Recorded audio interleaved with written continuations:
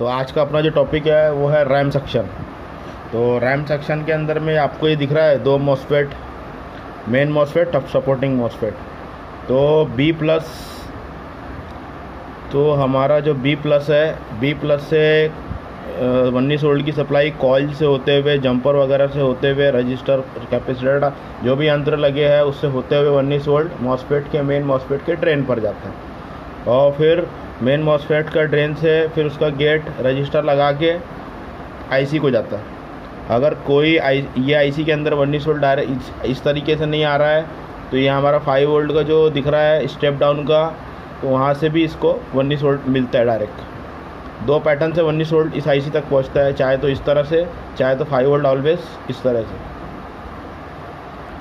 बोलने का मतलब या तो स्टेप डाउन से मिलेगा इस आईसी को, या तो 19 वोल्ट सप्लाई बी प्लस से मिलेगा। ओके, तो ये 19 वोल्ट जब तक ये आईसी को नहीं मिलेगा, 19 वोल्ट इस आईसी को नहीं मिलेगा तो ये आईसी वर्क नहीं करेगा। तो मॉसफेट के, मेन मॉसफेट के 19 ड्रेन पर आ गया और ड्रेन से उसके सोर्स से आउट हो गया। सोर्स से तभी आउट होगा जब आईसी इसको गेट इनेबल करेगा। तो ये इसका गेट हो या इसका गेट हो, इसका गेट हो या इसका गेट हो, ये दोनों का गेट इनेबल करेगा आईसी। और आईसी इनेबल कब करेगा? जब इसको 19 वोल्ट इनपुट होगा। फिर कैसा है कि आईओ से ना इसको एक इनेबल सिग्नल मिलता है, आईओ को एक इनेबल सिग्नल मिलता है 3.3। आईओ से एक इनेबल सिग्नल मिलता है 3.3 आईसी को, तब जाके इसका गेट इनेबल होगा मॉसफेट का। जब तक कि आईओ से 3.3 का इनेबल आईसी को ना मिलेगा तो मॉसफेट का भी गेट इनेबल नहीं होगा। तो जब जैसे ही इसको इनेबल सिग्नल मिल जाएगा आईसी को, तो फिर क्या होगा कि ये सोर्स यहाँ पे आके रुक गया था, तो ये आगे बढ़ जाएगा और उसमें का कुछ इसमें चले जाएगा, कॉइल से होते हुए, कैपेसिटर वगैरह से होते हुए रैम, जो हमारी रैम रहेंगी उसके अकॉर्डिंग वो कितना जैसे DDR है तो 2.5 रहेगा, जैसे कि यहाँ पे दिया हुआ है। देखो ये हमारा रैम स्लॉट है मान लो, तो ये प्लस माइनस जो भी है इसका कॉइल से जाएगा, जो इसको आईओ से इनेबल हो गया तब, तो फिर ये इसका आउटपुट ये रैम पे आ जाएगा। और ये इस तरीके से इसका DDR1 है तो इतना वोल्ट मिलेगा 2.5, DDR2 है 1.8, DDR3 1.5, DDR3L 1.35, DDR4 1.2 वोल्ट। तो रैम स्लॉट को यहाँ पर जाएगा, ठीक। और यहाँ से फीडबैक होके फिर ये लोग आईसी पे चले गया, है ना। यहाँ से फीडबैक हो गया, ये आईसी पर चले गया। तो प्रॉपर सप्लाई आउट हो रहा है कि नहीं हो रहा है, ये फीडबैक, इसका फीडबैक है, ठीक है। और जैसे ही हमारा फीडबैक क्लियर हुआ तो हमारे को एक और सिग्नल मिलता है पावर गुड का, ठीक है। फीडबैक का रोल यही है कि ये आईसी प्रॉपर आउटपुट हमको दे रही है कि नहीं रैम पर, इसका अर्थ ये है फीडबैक का। तो ये भी हमारा फिर ये आईसी पे चले गया। फिर ये फीडबैक जाने के बाद फिर हमारा आईओ से 3.3 वोल्ट पावर गुड का सिग्नल आईसी को मिलता है ना। तो ये पावर गुड जो है ये भी आईओ को जाता है ना। पावर गुड आईओ को जाता है तो इसका मतलब फिर आईसी और आईओ का कम्युनिकेशन ओके है, इसका मतलब। और अब बात करें अगर रैम की, तो ये हमारा इसके अकॉर्डिंग, रैम के अकॉर्डिंग रैम का वोल्टेज होता है। जैसे कि ये है, इसको बोलते हैं हम ऑपरेटिंग वोल्टेज, है ना। तो ये हमारा ऑपरेटिंग वोल्टेज है। DDR1 है तो 2.5 है, DDR2 है तो 1.8 है, DDR3 है तो 1.5 है, DDR3L। बहुत से लोगों को इसके अंदर बहुत कन्फ्यूज़न होता है, बहुत लोगों को पता नहीं है DDR3L भी आती है, जिसका 1.35 आता है। इसका बोर्ड अलग होता है और इसका मैं आगे बताऊंगा आपको फ्यूचर में। DDR3L के लिए हम शॉर्टकट चेकिंग, वाईफाई से क्या कनेक्शन, वो मैं बाद में बताऊंगा एडवांस लेवल पे जब चलेंगे अपन तब। तो DDR4 है तो 1.2 वोल्ट, है ना। तो उसी तरह से ऑपरेटिंग वोल्टेज हो गया। तो अब इसका आधा, यानी ऑपरेटिंग वोल्टेज का आधा VTT होता है। तो VTT 1.25 DDR1 का, DDR2 का 0.9, इस तरह से और इस एसपीडी वोल्टेज रहता है, वीटीटी होता है। तो एसपीडी वोल्टेज ये सेकंड लास्ट में मिलता है आपको, चाहे कोई भी रैम हो अपनी हो, तो ये एसपीडी वोल्टेज सबका सेम रहता है, 3.3 वोल्ट सबका सेम होता है। लास्ट में या लास्ट वन में मिलेगा आपको। और ये ऑपरेटिंग वोल्टेज के अलावा और भी दो हमारे वोल्टेज होते हैं, बोलने का मतलब ये इसकी बात नहीं कर रहे अपन, ये दो एसपीडी और वीटीटी, ठीक है। तो ये जो ऑपरेटिंग सिस्टम वीटीटी एसपीडी ये सारे वोल्टेज जो है ज़रूरी है मिलना चाहिए। इसके अलावा इसके आसपास के कंपोनेंट पे भी मिलेगा ये, तो अगर नहीं मिला तो फिर डिस्प्ले नहीं आएगा, तो बहुत ज़रूरी है। और अब DDR3L की बात करें तो ये लेटेस्ट में अभी ज़्यादातर यही आ रहा है बोर्ड में।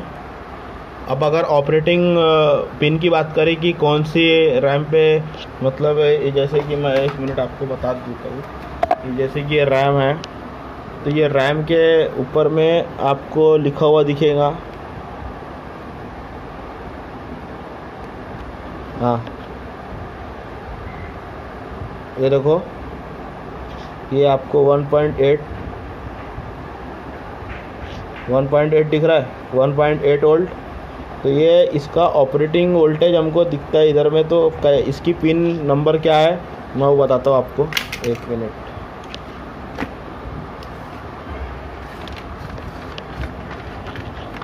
पिन नंबर की बात करें अगर, तो देखो जैसे कि मैंने अभी बताया आपको, ये जो रहेगा इसके अकॉर्डिंग हमको देखना पड़ेगा पिन। रैम स्लॉट के ऊपर में DDR3 की बात कर रहे हैं अपन अभी, तो रैम स्लॉट में जैसे 101 102 है ना, तो ये इसकी अकॉर्डिंग ये रहता है अपना। तो ये देखो DDR3 है ना, तो ये 203 नंबर 204 नंबर पे हमको वोल्टेज इसकी पिन देखना पड़ेगा, वीटीटी वोल्टेज पिन।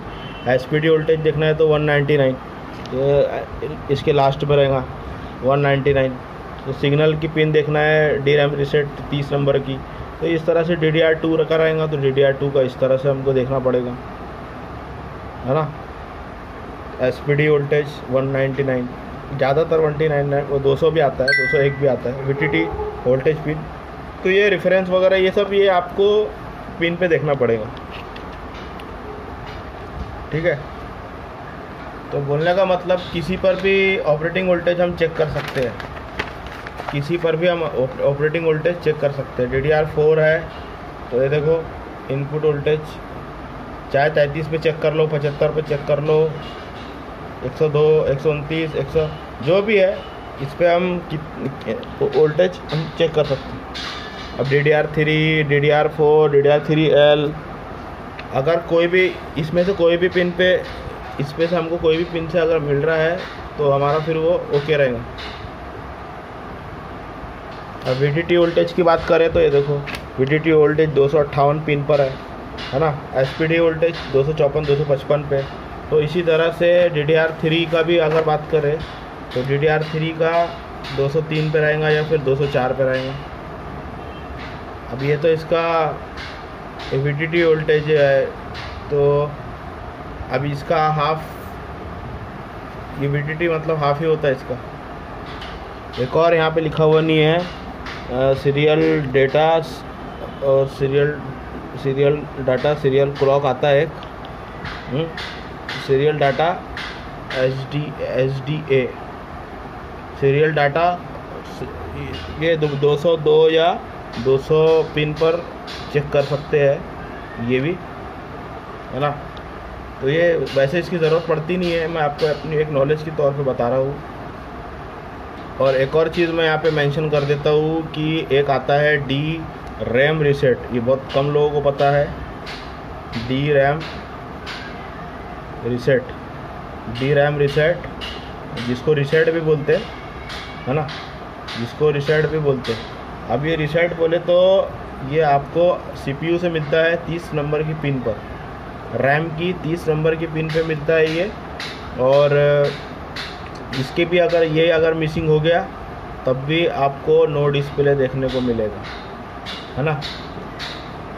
तो ये भी बहुत ही, ये मतलब बोलने का मतलब ये भी बहुत इम्पोर्टेंट सिग्नल है। और आपको बताऊँ तो ये 1.5 वोल्ट के करीब आता है इसके अंदर में, हाँ, जो कि CPU से आता है ना, CPU से आता है 1.5 वोल्ट। और ये भी मिसिंग हो गया तो ये सिग्नल भी मिसिंग हुआ तो डिस्प्ले नहीं आएगा। तो ये हमारी हो गई DDR3 की बात। DDR3 की बात हो गई। DDR2 की बात अगर करें, DDR2 कहाँ रखा हुआ है यार? DDR2 कहाँ है? DDR2 नहीं है क्या? DDR2 ये है, यहाँ पे मेंशन करा हुआ नहीं है। अभी अपन DDR2 की बात कर रहे हैं। तो इसके अंदर में जो वी रेफरेंस एक वोल्टेज आता है, वी रेफरेंस, तो वो तुम्हारे को 1 नंबर पिन पे मिलेगा, है ना। और एक आता है अपना SPD, वो तो मेंशन है यहाँ पे, तो भी लिख दे रहा हूँ मैं, वो जो 1999 पे मिलेगा। और एक आता है अपना SDA, मतलब डाटा, सीरियल डाटा, जो कि 195 पे मिलेगा।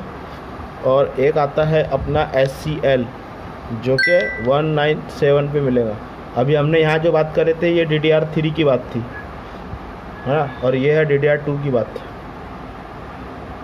अगर इसके अंदर में प्रॉब्लम रहेगा तो ये समझ के चलो कि नो डिस्प्ले का प्रॉब्लम, समटाइम डिस्प्ले आ रहा है, समटाइम डिस्प्ले नहीं आ रहा है, हाँ। और रीस्टार्टिंग का प्रॉब्लम आ जाएगा, या फिर ब्लू डंप एरर भी मार सकता है, ठीक है, या फिर ब्लू डंप एरर भी मार सकता है। और अगर शॉर्टकट चेकिंग की बात करें तो आउटपुट कॉइल पर और आउटपुट कैपेसिटर पर ये हमको वोल्टेज मिलना चाहिए, है ना, ये वोल्टेज हमको मिलना चाहिए।